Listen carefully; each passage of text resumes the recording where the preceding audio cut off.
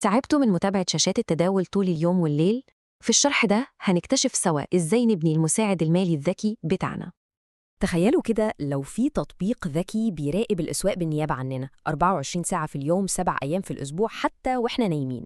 والأهم من كل ده من غير ما نكتب ولا سطر كود واحد. دي مش حاجة من الخيال العلمي، لأ، ده بالظبط اللي هنعرفه مع بعض النهاردة. ولأننا عايزين الفكرة دي تتحول لواقع ملموس عند كل اللي بيشوفنا، جهزنا في آخر الشرح ده هدية قيمة جدا. الهدية دي هي اللي هتكون المفتاح العملي لتطبيق كل الكلام اللي هنقوله. طيب قبل ما نتكلم عن الحل، خلينا الأول نفهم المشكلة كويس. ليه أصلاً محتاجين نغير الطريقة التقليدية في متابعة الأسواق؟ الإجابة ببساطة هي التكلفة النفسية والعملية للطريقة دي. بصوا معايا على المقارنة دي. في خانة المراقبة اليدوية عندنا ضغط وتوتر مستمر، تركيز مرهق طول اليوم، وطبعاً احتمالية كبيرة للغلط البشري أو إن فرصة مهمة تضيع في ثانية.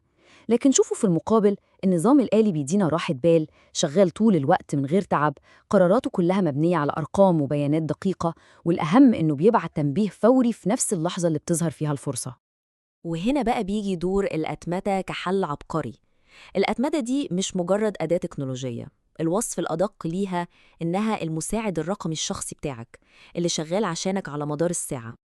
السلايد دي بتلخص الفكرة كلها. تخيلوا معايا سيناريو، في نظام شغال في الخلفية بيراقب أسعار الذهب والفضة والبترول، وأول ما شرط معين أنت محدده يتحقق، زي مثلا إن سعر الذهب ينزل عن رقم معين، في نفس الثانية يجيلك إشعار على الموبايل. هي دي قوة الأتمتة.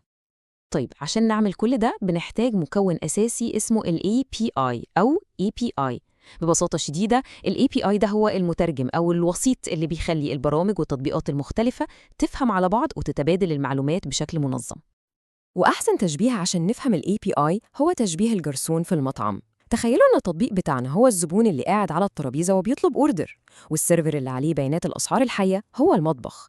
ال API هنا هو الجرسون اللي بياخد الطلب من الزبون يوصله للمطبخ ويرجع بالأكل اللي هو البيانات اللي طلبناها. بسيطة وفعالة جدا. تمام قوي. بعد ما فهمنا المكونات الأساسية، إزاي بقى كل الأجزاء دي بتركب مع بعضها عشان تعمل المنظومة الكاملة بتاعتنا؟ العملية كلها منطقية وسهل جدا إدارتها. سر العمل كله بيتلخص في 3 خطوات واضحة. أول حاجة، التطبيق بيتصل بمصدر بيانات السوق عن طريق ال API عشان يجيب أحدث الأسعار. تاني حاجة، بيبدأ يطبق القواعد الذكية اللي احنا حطيناها، زي مثلا هل سعر الفضة وصل للرقم الفلاني؟ وآخر حاجة، لو الشرط ده اتحقق بيبعت في نفس اللحظة تنبيه فوري على تطبيق زي تيليجرام. والحاجة العبقرية بقى في الموضوع ده كله إننا هنبني المنظومة دي بالكامل من غير ما نكتب ولا حرف كود واحد. إزاي؟ باستخدام أداة نو كود أو بدون كود اسمها N8N.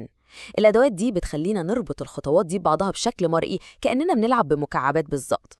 ودلوقتي وصلنا للجزء اللي وعدناكم بيه في الأول. جه الوقت نكشف عن الهدية اللي هتخلي أي حد يقدر يبني النظام ده بنفسه وبكل سهولة. والكلام ده مش مجرد فكرة نظرية. المهندس عبد الرحمن حسنين صاحب الفكرة دي بيأكد بنفسه إن الدليل ده هيخلي أي حد يقدر يطبق كل الخطوات دي وينفذها بالكامل في أقل من ساعة واحدة. والهدية دي مش مجرد كتيب صغير، لا، دي مرجع احترافي ضخم أكتر من 500 صفحة، في كل الأكواد جاهزة للنسخ واللصق، شروحات مفصلة سطر بسطر، حلول لأي مشاكل ممكن تقابلنا، وحتى خطة عمل كاملة عشان نحول المشروع ده لمصدر دخل. والمفاجأة الحقيقية إن المؤلف قرر يخلي الكتاب الإلكتروني ده بكل القيمة اللي فيه متاح للجميع بشكل مجاني تماماً. وفي مقابل كل القيمة والمعرفة دي، طلبه الوحيد حاجة بسيطة وإنسانية جداً: دعوة صالحة ليه ودعوة خاصة لوالده رحمة الله. لفتة جميلة بنختم بيها رحلتنا النهاردة. لو الحلقة فادتك، ادعي لنا بخير وادعي لوالدي بالرحمة. اكتب سؤالك أو الموضوع اللي نفسك نغطيه تحت. المصادر والخطوات في الوصف. اشترك وفعل الجرس ونشوفك في الحلقة الجاية.